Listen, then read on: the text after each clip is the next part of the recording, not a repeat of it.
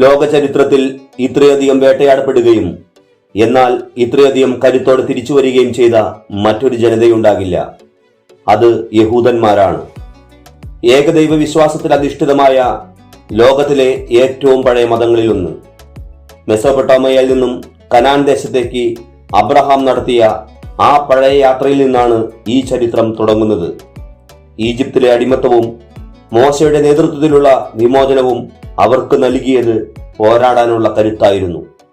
BC 10-ാം നൂറ്റാണ്ടിൽ ദാവീദ് രാജാവും സോളമൻ രാജാവും കെട്ടിപ്പടുത്ത ഇസ്രായേൽ സാമ്രാജ്യം ലോകത്തിന്റെ തന്നെ ശ്രദ്ധാകേന്ദ്രമായിരുന്നു. എന്നാൽ ബാബിലോണിയൻ അധിനിവേശവും പിന്നീട് റോമൻ സാമ്രാജ്യത്തിന്റെ ക്രൂരതകളും ആ ജനതയെ സ്വന്തം നാട്ടിൽ നിന്നും മാറ്റിയോടിച്ചു. ലോകത്തിന്റെ നാനാഭാഗങ്ങളിലേക്കും അവർ ചിതറിപ്പോയി. യൂറോപ്പിലും ഏഷ്യയിലും ആഫ്രിക്കയിലുമായി അവർ അഭയാർത്ഥികളായി കഴിഞ്ഞു. എവിടെ പോയാലും പീഡനങ്ങളും വിവേചനങ്ങളും അവരെ പിന്തുടർന്നുകൊണ്ടേയിരുന്നു. രണ്ടാം ലോക മഹായുദ്ധകാലത്ത് അഡോൾഫ് ഹിറ്റ്ലറുടെ നേതൃത്വത്തിൽ നടന്ന ഹോളോകോസ്റ്റ് യഹൂദ വംശജർക്കുമേൽ അഴിച്ചുവിട്ടത് സമാനതകളില്ലാത്ത ക്രൂരതയായിരുന്നു. 6 ദശലക്ഷം യഹൂദന്മാരാണ് ഗ്യാസ് ചേമ്പറുകളിലും കോൺസെൻട്രേഷൻ ക്യാമ്പുകളിലുമായി കൊല ചെയ്യപ്പെട്ടത്. ലോകം അവരെ കൈവിട്ടെന്ന് കരുതിയെടുത്തുനിന്നാണ് ആ ജനത വീണ്ടും ഉയർത്തെഴുന്നേറ്റത്.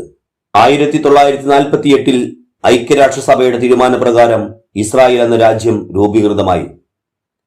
പതിറ്റാണ്ടുകൾ നീണ്ട കാത്തിരിപ്പിനും കണ്ണീരിനും ശേഷം അവർക്ക് സ്വന്തമായ ഒരു മണ്ണ് ലഭിച്ചു.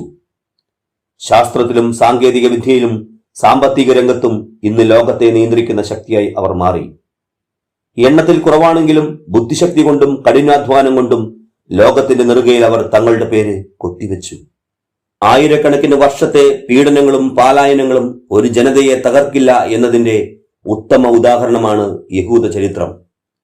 വീണുപോയിടത്തു നിന്നുള്ള ഈ ഉയർത്തെഴുന്നേൽപ്പ് ലോകത്തിന് ഇന്നുമൊരു അത്ഭുതമാണ്.